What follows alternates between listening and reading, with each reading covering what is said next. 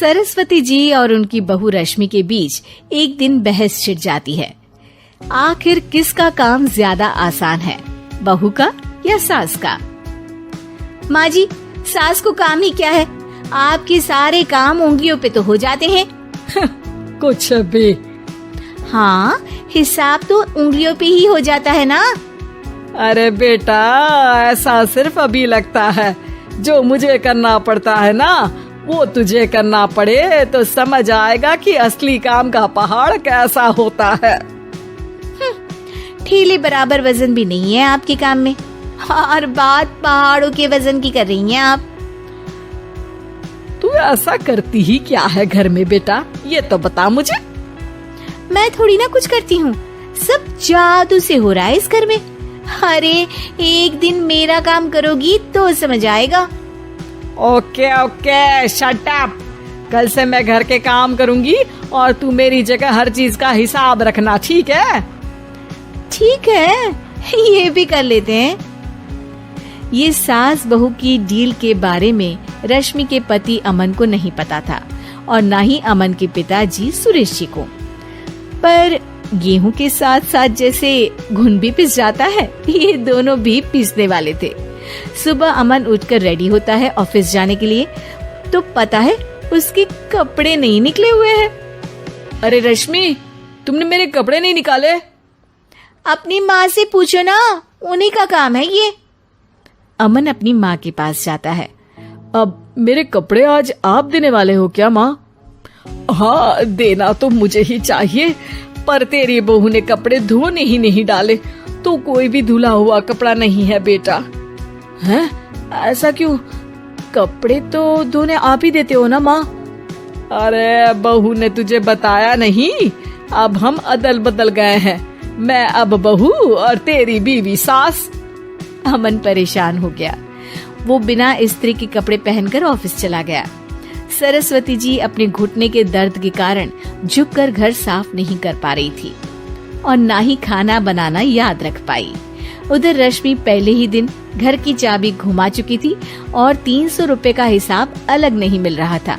पर दोनों का ही घमंड कैलाश पर्वत से भी बड़ा था और दोनों ही खेमे एक दूसरे की बात मानने को बिल्कुल तैयार नहीं थे।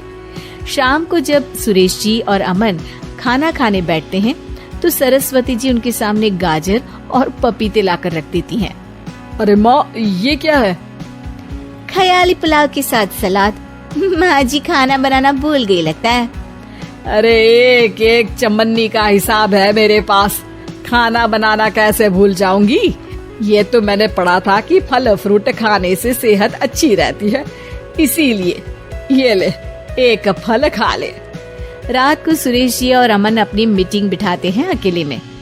बाबूजी, इनकी लड़ाई के कारण ना हमें ठीक से खाना मिल रहा है, उल्टा घर के सारे काम रुक गए हैं। हाँ बेटा, 2 भैंसों की लड़ाई में बेचारे खेत के पौधों का भी नुकसान हो रहा है। पर पापा, क्या बताऊं आपको, मैंने माँ को इस महीने की 2 तारीख को बिजली के बिल के पैसे दिए थे।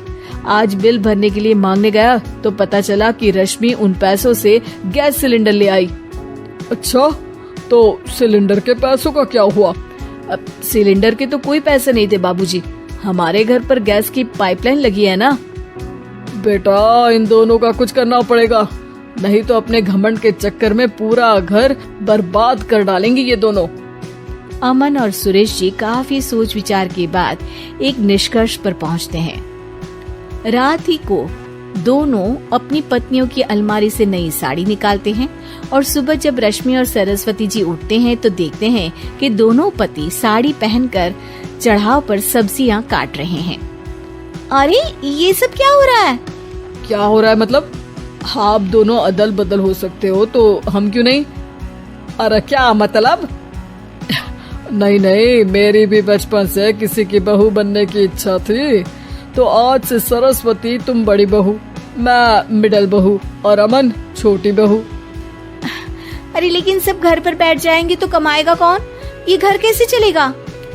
अब वो तो भैया या बाकी लोग जाने, अब हमने भी अदल बदल कर ही लिया है तो कुछ नहीं हो सकता। रश्मि और सरस्वती जी को समझ में आ जाता है कि उन दोनों की आपस की डील की वजह से इन दोनों को बहुत तकलीफ हो रही है और उनके ईगो ने दूसरों को कितनी यातनाएं दी है। अब असल में माँ जी आप सही थी, सास बनना बहुत मुश्किल है। अरे हाँ बेटा, और तू भी, मुझसे तो नहीं हो पाया सब घर के काम, वापस बदल ले क्या?